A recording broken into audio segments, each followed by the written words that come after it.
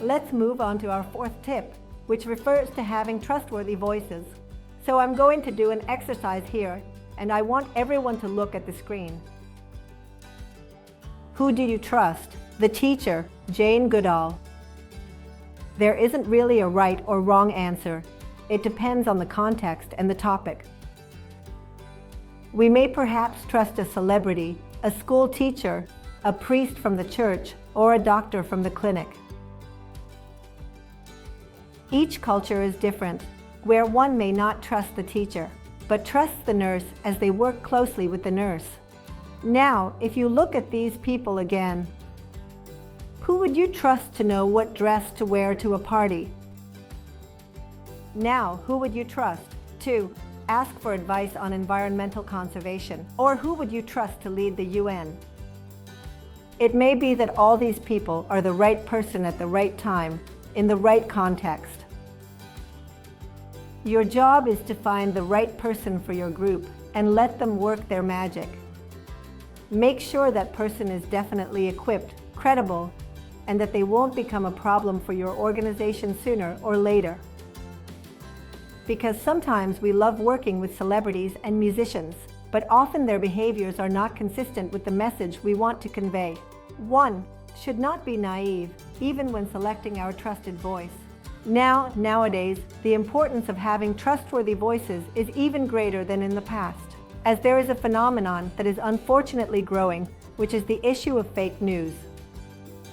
In a way, thanks to the internet, access to information has never been so easy and fast. Before, we had to get the news, I don't know, in the newspaper, or listen to it on the radio, or watch it on TV.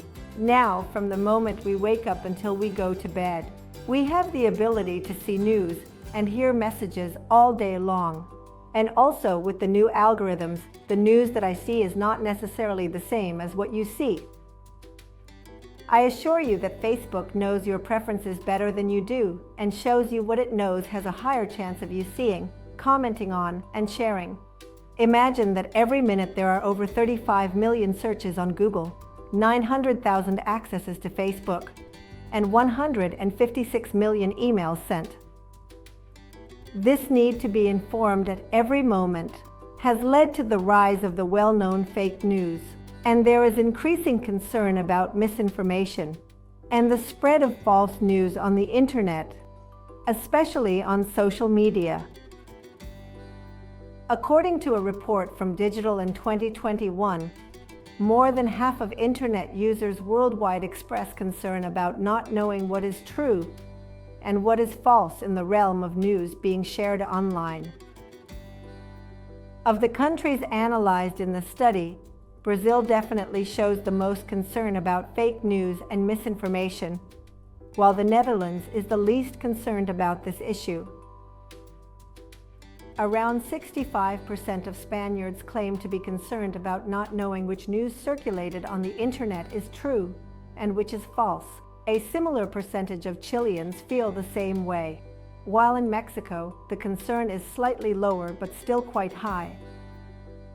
On the other hand, Japan, Italy, Sweden, and Denmark are some of the countries where concern is lower than the global average.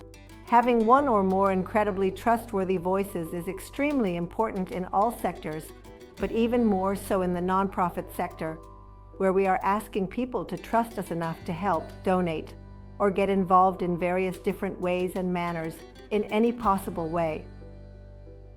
Let's look at this other example. This is not a drill. My name is Greta Thunberg. We are living in the beginning of a mass extinction. Our climate is breaking down. Children like me are giving up their education to protest. But we can still fix this. You can still fix this. To survive, we need to stop burning fossil fuels. But this alone will not be enough. Lots of solutions are talked about. But what about a solution that is right in front of us? I'll let my friend George explain. There is a magic machine that sucks carbon out of the air, costs very little, and builds itself. It's called a tree. A tree is an example of a natural climate solution. Mangroves, peat bogs, jungles, marshes, seabeds, kelp forests, swamps, coral reefs, they take carbon out of the air and lock it away. Nature is a tool we can use to repair our broken climate. These natural climate solutions could make a massive difference, Pretty cool, right? but only if we also leave fossil fuels in the ground. Here's the crazy part. Right now, we are ignoring them. We spend 1,000 times more on global fossil fuel subsidies than on natural-based solutions. Natural climate solutions get just 2% of all the money used on tackling climate breakdown. This is your money. It is your taxes and your savings. Even more crazy, right now when we need nature the most, we're destroying it faster than ever. Up to 200 species are going extinct every single day.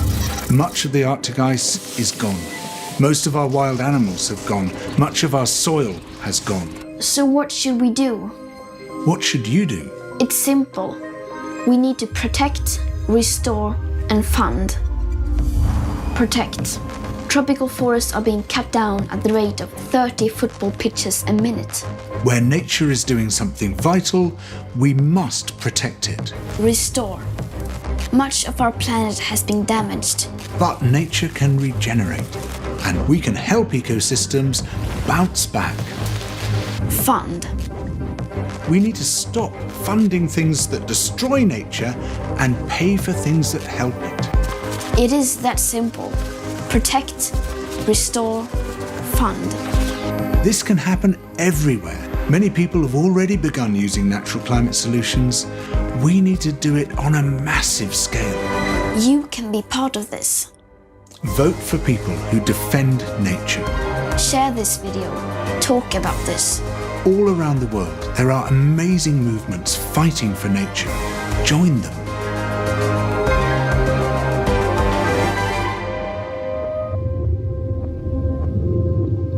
Everything counts. What you do counts.